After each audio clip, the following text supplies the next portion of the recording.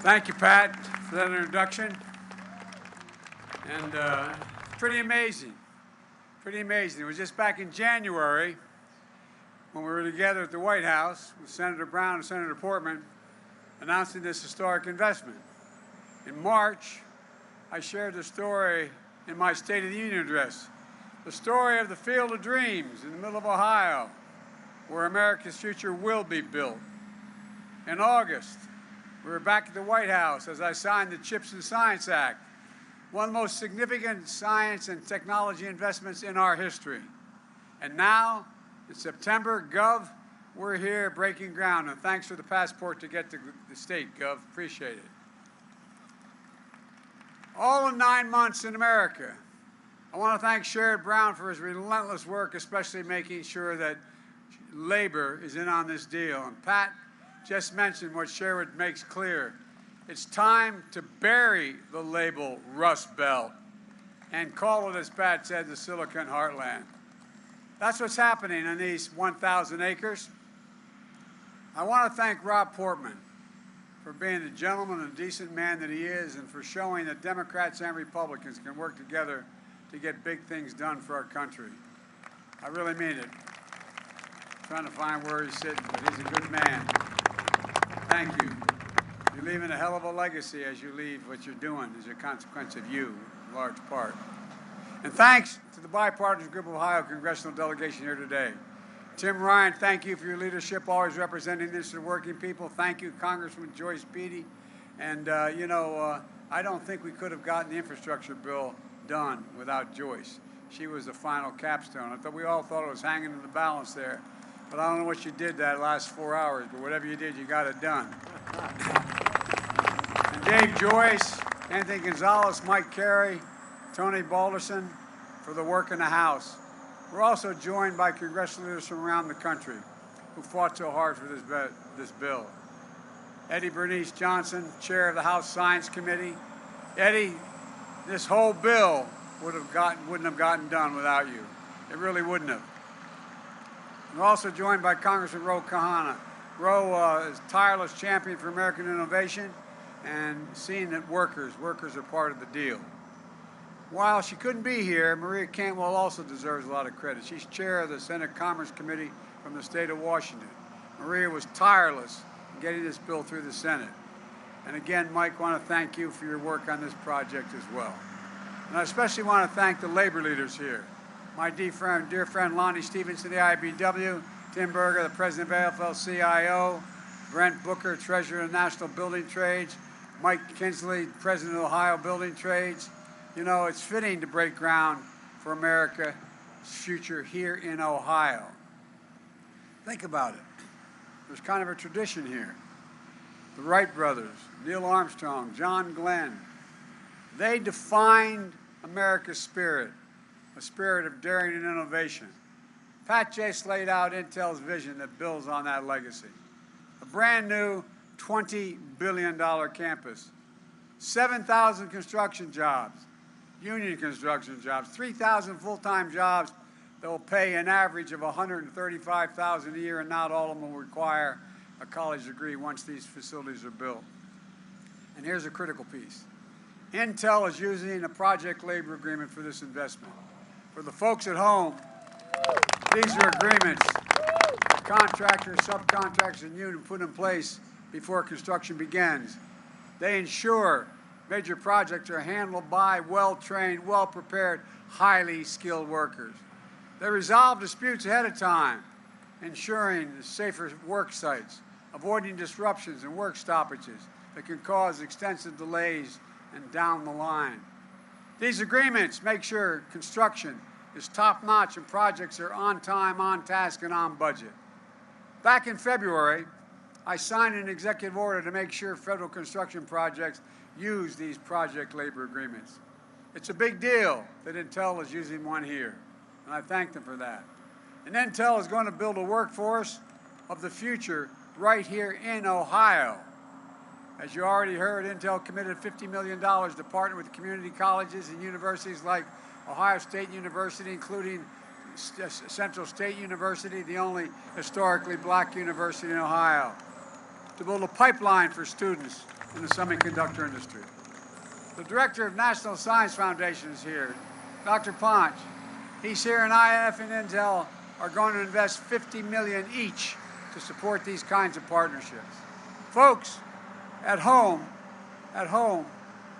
then you may be wondering, why is this such a big deal for manufacturing? Something so small in size as a fingerprint, as a semiconductor. Well, semiconductors are small computers that power everyday lives, smartphones, cars, washing machines, hospital equipment, internet, electric grid, and so much more, including our national security. And here's the deal. America invented this chip. America invented it. It powered NASA's moon mission.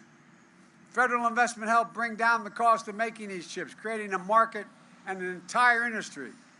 As a result, over 30 years ago, America had more than 30% of the global chip production. Then something happened. American manufacturing, the backbone of our economy, got hollowed out. Companies moved jobs overseas, especially from the industrial Midwest. And as a result, today we're down to producing barely 10% of the world's chips, despite leading in chip research and design. And as we saw during the pandemic, when factories that make these chips shut down, the global economy comes to a halt, driving up costs for families and everyone, not just here, but around the world. In fact, 1/3 of the core inflation last year was due to higher prices of automobiles because of the shortage of the semiconductors needed to build those automobiles. Folks, we need to make these chips right here in America to bring down everyday costs and create good jobs. Don't take my word for it. You heard Pat. Listen to the business leaders across this country. They're making decisions right now about where to invest and produce these chips. China, Japan, South Korea, European Union, all these places are investing tens of billions of dollars to attract chip manufacturers to their countries. But industry leaders are choosing us, the United States, because they see America's back and America's leading the way. Folks, since I took office, our economy has created nearly 10 million new jobs, more than 668,000 manufacturing jobs. Proof, a point that made in Ohio and made in America is no longer just a slogan. It's happening. It's a reality today, and it's just beginning. Because I signed into law the CHIPS and Science Act, we're accelerating the progress. This new law makes historic investments for companies to build advanced manufacturing facilities here in America. Since I signed the CHIPS and Science Act, it's already started happening.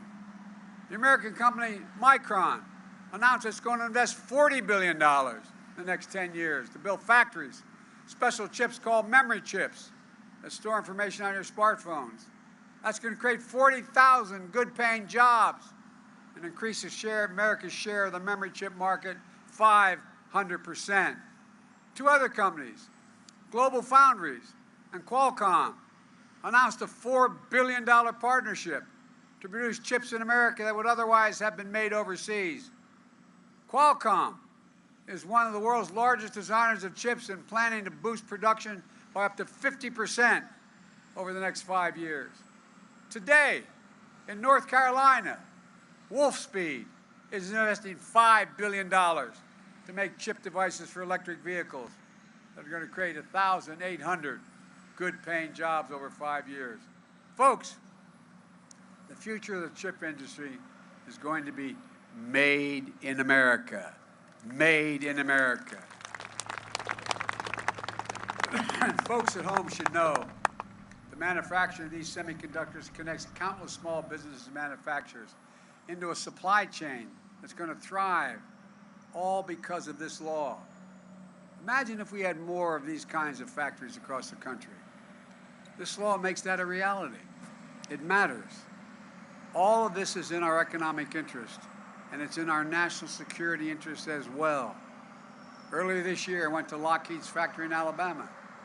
They're making the Javelin missile that we're supplying to Ukraine to defend itself against Putin's unprovoked war.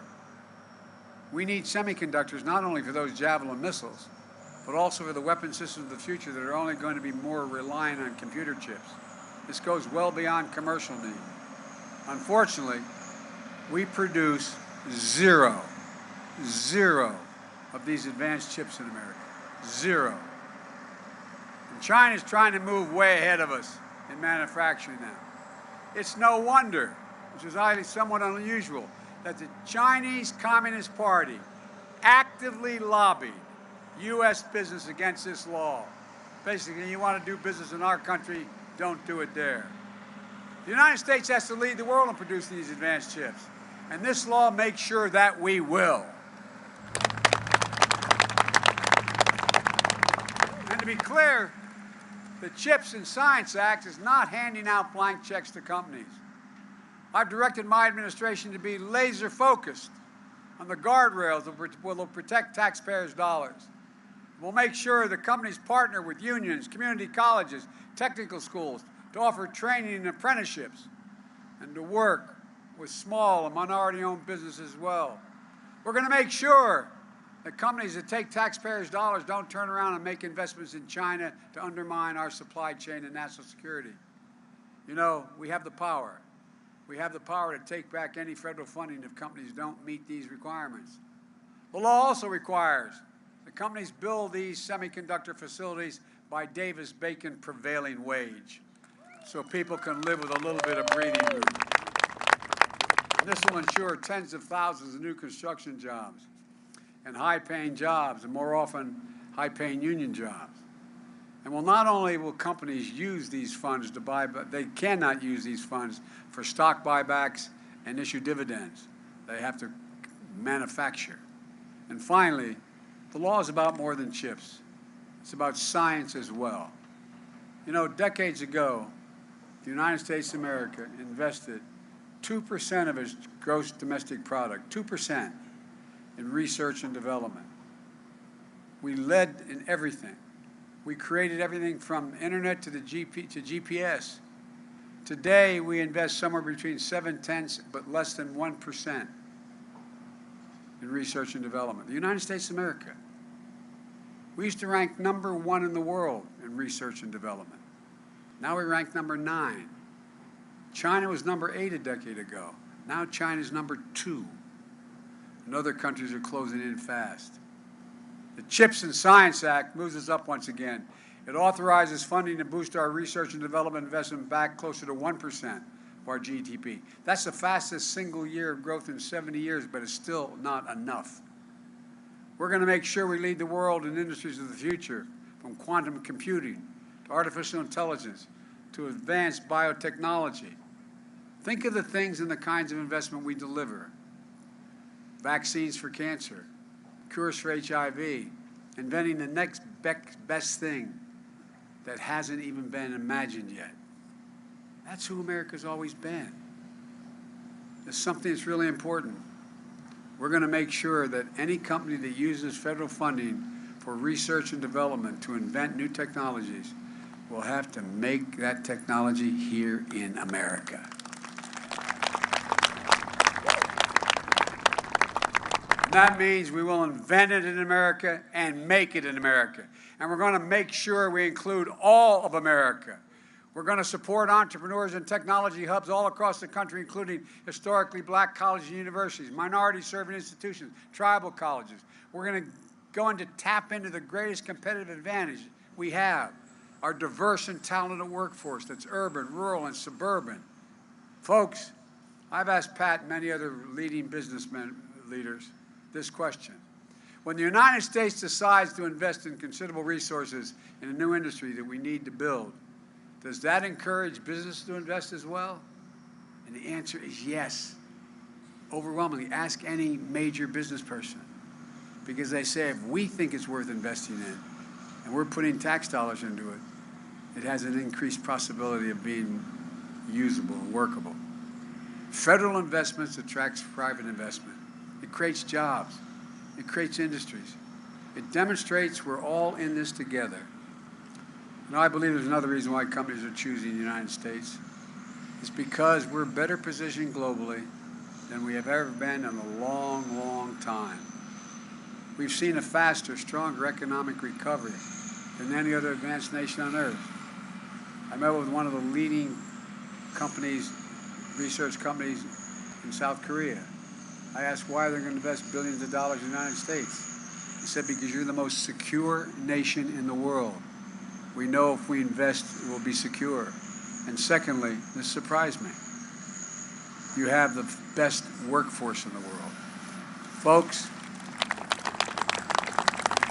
and we have the best universities in the world. Dynamic venture capitalist system, a rule of law that protects international property. And thanks to the infrastructure law that I signed with the help of many of the members who are here today, that means better roads, bridges, ports, airports, clean water, high-speed internet for every American. That's going to create millions of jobs all by itself. This is a game changer. Let me close with this. This is about our economic security. It's about our national security. It's about good paying union jobs you can raise a family on, as my dad was saying, have a little bit of breathing room. Jobs now. Jobs for the future. Jobs in every part of the country. We're not going to leave a part behind. There's no need to not develop the whole country.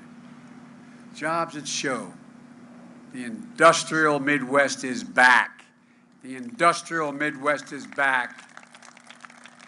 And that's what you'll see in this field of dreams. PhD engineers and scientists alongside community college graduates, skilled craftsmen, men and women, people of all ages, races, and backgrounds with advanced degrees or no degrees, working side by side doing the most sophisticated manufacturing that's ever been done. Pat was explaining to me what these are going to look like. Correct me if I'm wrong, Pat, but I was impressed. You're going to dig down 60 feet, 10 football fields long. You're going to make that all cement. You're going to use that as basis to build on, because you need security, you need stability for what you have on top, and you're going to build up stories beyond. I mean, this is incredible. Making a tiny computer chip, the size of a fingertip. They're showing what we've always believed. And I want to emphasize this, and I'll get out of your hair. I mean this. You've heard me say this for a long time. There is nothing, I mean this from the bottom of my heart, there is nothing, not a single thing beyond our capacity as a nation if we do it together as the United States of America. And that's what we're going to do. This is an inflection point. Everything. We're going to look back on this period 20 years from now and say that's when it began to change. God bless you all, and may God protect our troops. Thank you, thank you, thank you. Pat, thank you.